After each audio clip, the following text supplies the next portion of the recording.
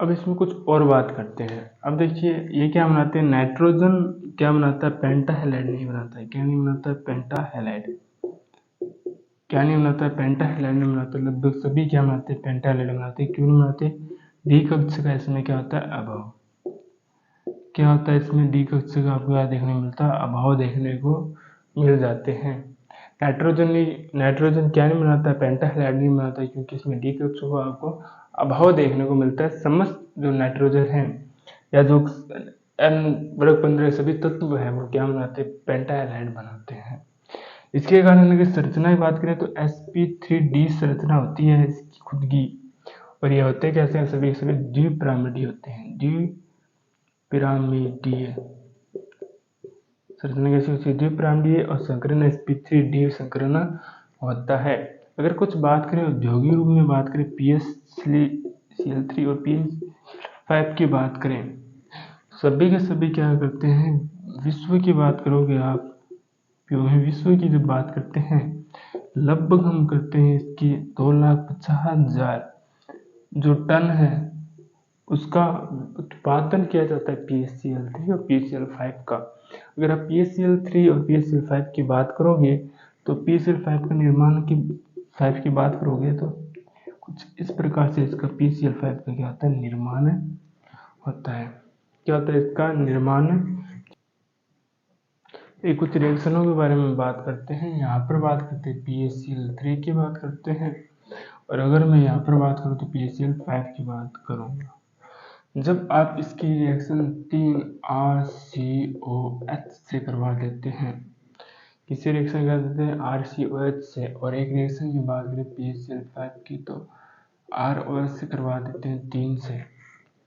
ठीक है, यहाँ पर अगर मैं बात करूँ यानी कुछ लेते हैं मैं 4 OH लेते हूँ, और इधर भी मैं क्या लेता हूँ, 4 ROH लेता हूँ। इसमें उत्पाद की बात करोगे तो H3PO3 बनता है। इसमें उत्पाद की बात करोगे तो H3PO3 ही बनेगा। इसमें अगर उत्पाद की बात करोगे तो बनेगा H3PO4 बनेगा। इसमें अगर उत्पाद की बात करोगे तो 3PO3। अगर मैं सह उत्पाद की बात करूँ, सह उत्पाद कौन सा बनता है, देखिए यहाँ से पहले बात करूँ तो ऑक्सीजन टोटल है, यहाँ पर आप दिख रही होगी 6 ऑक्सीजन है। ऑक्सीजन कितनी है, यहाँ पर 6 ऑक्सीजन है। जहाँ तक मैंने क्या हुई यूज कितनी कर ली, हमने 3 ऑक्सीजन का प्रयोग कर लिया है। तो ऑक्सीजन यहाँ पर कितनी और बच रही है, 3 और बच रही है। ठीक है, ऑक्सीजन कितनी बच रही है, तो इसको हम लिखते हैं RO। कार्बन में हमने प्रयोग नहीं लिया है तो कार्बन में यहाँ पर कितने लिख लेते हैं यहाँ पर। ठीक है, कार्बन में हमने लिख लिए हैं 3, और हमने सिर्फ और सिर्फ हाइड्रोजन में प्रयोग किया है, और यहाँ पर क्या बचते हैं, Cl बचते हैं, Cl3। ये हमारे क्या सह उत्पाद बनता है, ये हमारे क्या बन रहा है, सह उत्पाद बन रहा है। अगर इसकी बात करेंगे तो आप देखिए हमने S3 प्रयोग में ले लिया, और यहाँ पर जो बचने वाले हैं हमने O का भी प्रयोग कर लिया, तो यहाँ पर बचते हैं सिर्फ और सिर्फ 3 RCl सह उत्पाद।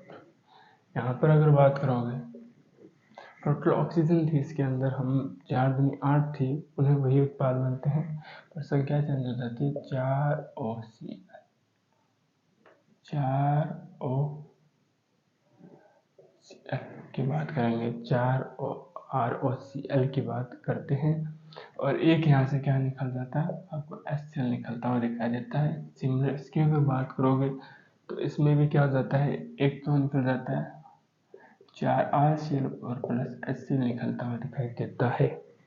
ठीक है, ये हमने कुछ इसके क्या कुछ संरचनाएं की, कुछ औद्योगिक उपयोग की भी बात कर ली है, किसी PCl5P फॉस्फोरस टेट्राऑक्साइड और टेट्राक्लोराइड और फॉस्फोरस पेंटाक्लोराइड की हमने बात कर ली है। अब हम जो बात शुरू करने वाले हैं, शुरू करेंगे वर्ग नंबर 16।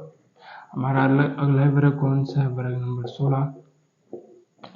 वर्ग 16 के अंदर भी हम किसकी बात करेंगे, हम बात करेंगे अपने हैलाइड, सिमिलर से हैलाइड, ऑक्साइड, ऑक्सी अम्ल की बात करने वाले हैं। ठीक है, हैलाइड, ऑक्साइड, ऑक्सी अम्ल, हैलाइडों की बात करेंगे, हाइड्राइडों की बात करने वाले हैं।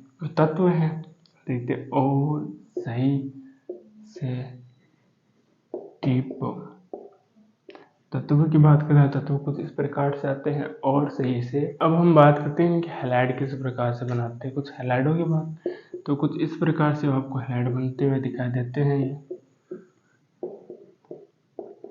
इस प्रकार से हैलाइड बनते हुए दिखाई देते हैं। और मैंने वही सेम बात, सभी हैलाइडों में एक बात सेम है, सिमिलर सी बात है। जैसे जैसे आप अनुभार बढ़ेगा, अर्थात वर्ग में जब ऊपर से जब आप नीचे आओगे, इनका अनुभार घटता जाएगा। ठीक है, ये हमारा जाना पहचाना है। कौन सा? ये हमारा है जल। जल पता है, जल ना तो उसके अंदर ये क्या होता है, रंगहीन होते हैं। ये क्या है, द्रव है। जल हमारे पास क्या द्रव है। बाकी सभी क्या होती है, यहाँ पर आपको गैसें दिखाई देती है। ठीक है, ये रंगहीन है और स्वादहीन है। स्वादहीन, ठीक है, गंधहीन। गंधहीन है, स्वादहीन तो नहीं, स्वाद होता है जल का कुछ ना कुछ। गंधहीन है और समस्त गैसें कुछ होगी दुर्गंध युक्त।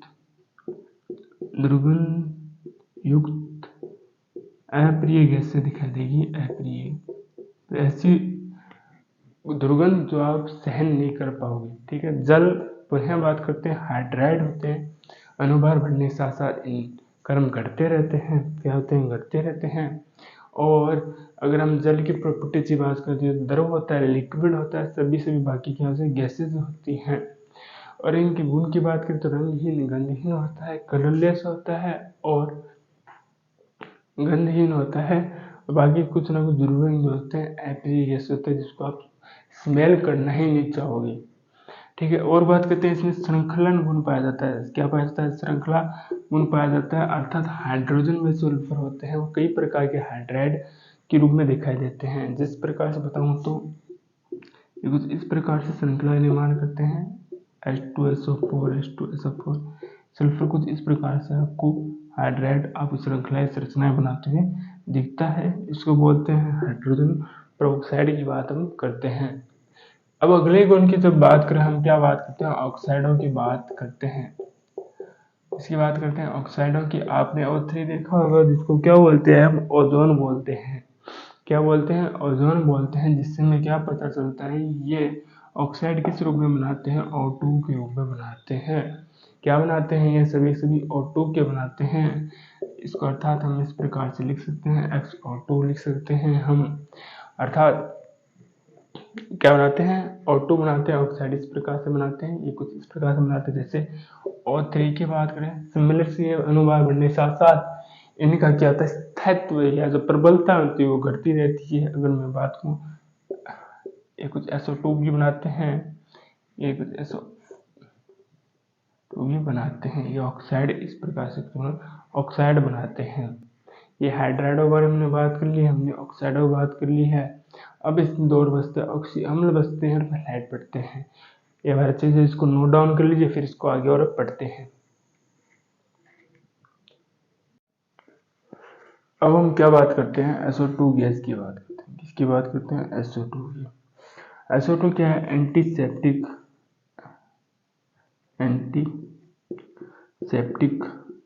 गैस। SO2 क्या है, एक एंटीसेप्टिक गैस है। जब SO2 की जब बात करते हैं तो SO2 जो गैस होती है वह एक अपचायक तथा ऑक्सीकारक दोनों के रूप में व्यवहार करती है। इसके रूप में एक तो ऑक्सीकारक और हम क्या बात करते हैं, अपचायक, दोनों रूप में व्यवहार वो करती है। इनको, इस गुण को हम क्या कहते हैं, कुछ अभिक्रियाओं के द्वारा देखते हैं। पहली रिएक्शन है वो रक्त तप्त के साथ करते हैं हम, 3FSO2। एक तो क्या होती है, Fe2O बना लेते हैं और ये बना लेता है, ये FeS बना लेता है। ठीक है, इस प्रकार से ये क्या होता है, ऑक्सीकारक रूप में देखने को मिलती है। ऑक्सीकारक वह होते हैं जो खुद का तो अपचयन करते हैं, दूसरे का क्या करते हैं, ऑक्सीकरण करते हैं। वही क्या करते हैं, प्रबल ऑक्सीकारक कहलाते हैं। सेकेंड रिएक्शन की आप बात करोगे तो वो होगी KMnO4, ठीक है।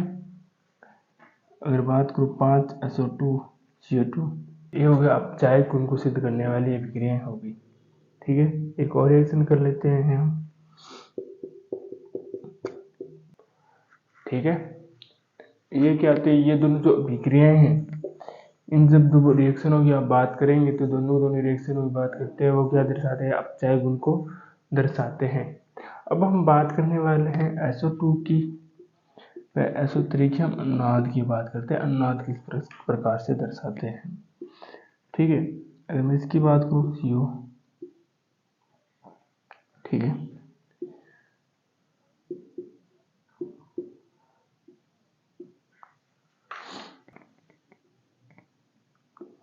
ठीक है। ये जो बॉन्ड है वो यहाँ पर आ जाता है, यहाँ पर जो ऋणात्मक वो यहाँ पर आ जाता है,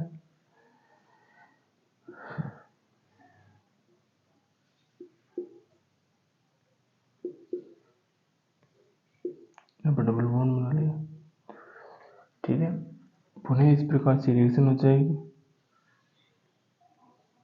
और पुनः क्या बना लेगा, ये बना लेगा। इसकी बात कर रहे हो तो पहले तो ये क्या आ जाता है, ये आ जाता है यहाँ पर, तो इसके ऋणात्मक आवेश हो जाता है इधर, ये कुछ बना लेगा इस प्रकार से,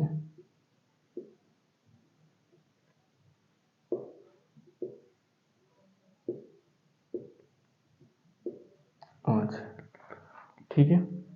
अब इसका ऋणात्मक, सॉरी,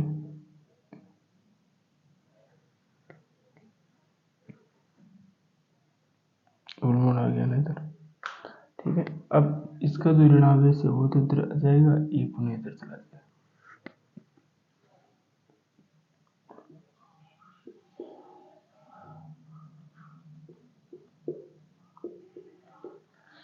ठीक है। इसमें कुछ इस प्रकार से SO2 SO3 के अंदर अनुनाद देखने को आपको मिलते हैं। क्या देखने मिलते हैं आपको, अनुनाद देखने को मिल जाते हैं।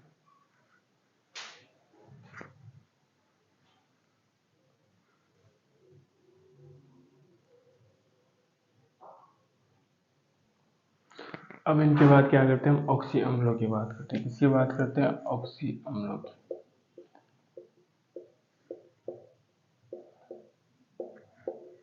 अब हम इसकी बात करते हैं, ऑक्सी अम्लों की बात करते हैं। ऑक्सी अम्ल कुछ इस प्रकार के संरचना बनाते हैं, या क्या बनाते हैं, ये बनाते हैं H2MO4 प्रकार की संरचना बनाते हैं। कुछ स्थायी यौगिकों की आप बात कर सकते हो, जैसे हम बात करें S की बात कर लेते हैं, इसमें SCE, ठीक है। ये कुछ इस प्रकार से यौगिक बनाते हैं, ठीक है।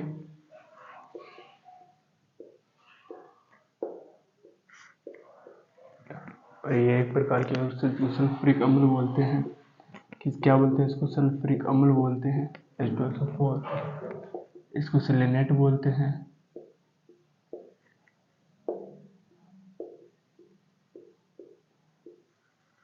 ठीक है। ये हमारे प्रमुख यौगिक, दोनों को हम क्या बोलते हैं, सल्फ्यूरिक अम्ल बोलते हैं, सल्फ्यूरिक अम्ल, क्या बोलते हैं, सल्फ्यूरिक अम्ल बोलते हैं। इसको सेलेनियम बोलते हैं, ठीक है, सेलिनेट, सेलिनेट।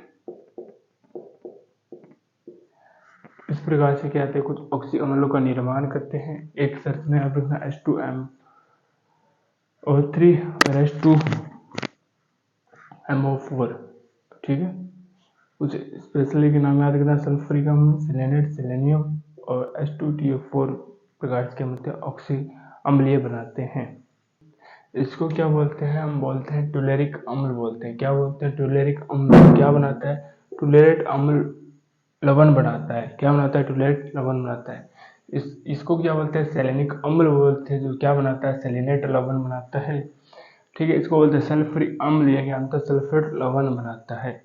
अर्थात जो भी ऑक्सी अम्ल होंगे वो क्या बनाएंगे, लवण बनाते हैं। क्या बनाते हैं, लवण बनाते हैं, सल्फ्रिक अम्ल, सेलेनियम, और हम बनाते हैं टोलेरिक अम्ल, क्या बनाते हैं, टोलेरेंट लवण बनाते हैं। अब आपको कुछ यहाँ पर संरचनाएं नाम दिखाई दे रहे होंगे, डाइथाइनिल अम्ल, पेरोऑक्सीसल्फ्रिक अम्ल, या इसको बोलते हैं केरो अम्ल, या पेरोऑक्सीडाइसल्फ्रिक अम्ल, या उसे मार्स अम्ल। इनकी आपको जो एग्जाम में पूछने जो चांसेस है वो आपको संरचनाएं पूछ सकता है, प्लस सूत्र भी पूछ सकता है। ठीक है, मैं आपको इस ट्रिक के साथ हम या तरीके से हम इसको देखेंगे जहां पर हम तीनों संरचनाओं को एक साथ कवर करने का प्रयास करेंगे। पहली बात करते हैं OH, SO2, SO2S, SO2, SOH और OH। ठीक है, इसको ही बोलते हैं हम डाइथाइनिल अम्ल, इसको हम क्या बोलते हैं, डाइथाइनोल अम्ल बोलते हैं, इसको क्या बोलते हैं हम, डाइथाइनोल अम्ल बोलते हैं। जब इसके अंदर से हम क्या निकालते हैं, SO, क्या निकालते हैं, इसमें से SO निकल जाता है, किससे, इससे। जब डाइथाइनिल अम्ल से SO निकल जाता है तो हमारे पास कौन सी मिलती है, पेरोऑक्सो मोनोसल्फ्रिक अम्ल, या जिसको हम क्या बोलते हैं, केरो अम्ल की संरचना देखने को मिलती है। किस प्रकार से, देखिए, जब आप इसमें से क्या निकाल देते हो, SO निकाल देते हो, क्या निकाल देते हो, SO, मतलब ये वाली संरचना जब आप इसे निकाल दोगे तो सिर्फ यहाँ पे क्या बचेगा, OH। इस प्रकार की आपको संरचना देखने को मिलती है। जब दो पेरो ऑक्सो अम्ल सल्फ्रिक अम्ल या दो केरो अम्ल आपस में मिलते हैं और जब उससे क्या निष्कासित होता है, जल निष्कासित होता है, तो जो संरचना बनती है वो पोरो डाइसल्फ्रिक अम्ल या जिसको बोलते हैं मार्स अम्ल। दो केरो अम्ल मिलकर क्या बनाते हैं, मार्स अम्ल बनाते हैं। तो अगली रिएक्शन देखिए, ठीक है। अब देखिए जल किस प्रकार से निकलता है, जल यहाँ से निकलेगा, यहाँ से एक तो H यहाँ से निकल जाएगा और H एक यहाँ से निकल जाएगा। ठीक है, क्या निकल जाता है, ये निकल जाता है। तो संरचना किस प्रकार से बनती है, कुछ इस प्रकार से बनेगी, OOO S OH। संरचना क्या बनती है, कुछ इस प्रकार से बनती है। फिर से देख लीजिए, पहले हम लिखे डाइथाइनिल अम्ल बोलते हैं।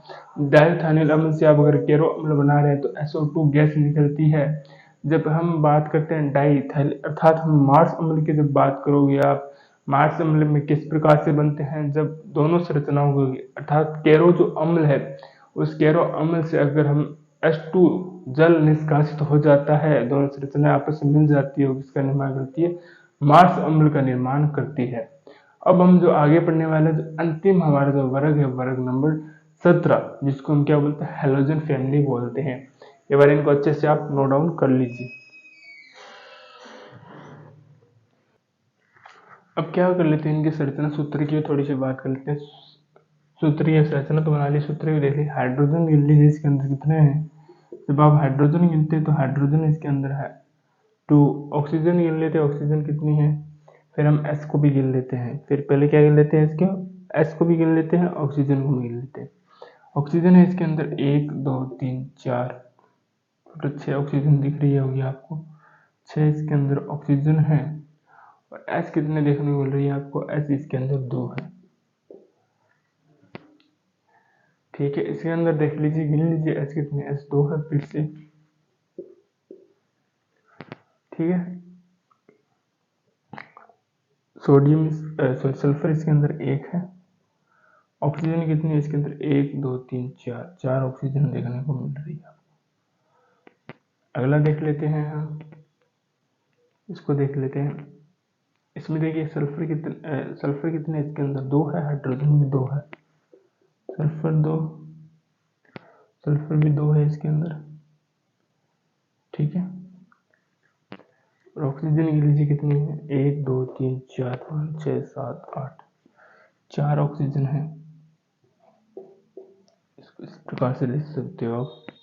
ठीक है, इसको अगर आप सही रूप से लिख रहे हैं तो H2SO3 और ट्वाइस, इस प्रकार से लिखा जा सकता है। ठीक है, हमने क्या कर लिया, 2 फॉर्मूलाज को बना लिया है, सूत्र को भी देख लिया है। जो आने वाली क्लास के अंदर हम पढ़ेंगे हैलोजन परिवार के बारे में। किसके बारे में, हैलोजन परिवार के बारे में। जिसको पूरी फैमिली है उसको हम एक्स के द्वारा शो करते हैं। किसके द्वारा शो करते हैं? एक्स के द्वारा शो करते हैं। इसको हम क्या बोलते हैं? ये हैलाइड का निर्माण करते हैं। ठीक है, आशा करते हैं आपने अच्छे से अब तक हमारी पार्ट नंबर 4 तक जो वीडियो है अच्छे से देख लिया होगा। इसका आखिरी जो पार्ट है पार्ट नंबर 5 आने वाला है। फिर हमारे यहाँ सभी जो ग्रुप्स के हैलाइड, ऑक्साइड और ऑक्सी अम्ल, हाइड्राइड सभी के बारे में अच्छे से कवर कर चुके होंगे। आप लगातार इसका रिवीजन करते रहिए, अच्छे से पढ़ते रहिए, और कोई भी मन के अंदर डाउट्स हो, कुछ भी ऐसा टॉपिक हो, ऐसी कोई भी बिंदु हो जो आपको नहीं समझ में आ रहा हो, तो कमेंट्स बॉक्स में उसको लिख दीजिए। आने वाली क्लास में आपका सोल्यूशन जरूर किया जाएगा। और इस टॉपिक के बाद हम छोटे छोटे यौगिक हैं, उनके यौगिकों तत्व हैं, उन तत्वों की हमें हैलाइड और उनके गुण और उपयोग के बारे में पढ़ने वाले हैं। ठीक है, आशा करते हैं आपको यह आज के लेक्चर से समझ में। मिलते हैं आपके एक और लेक्चर में। धन्यवाद।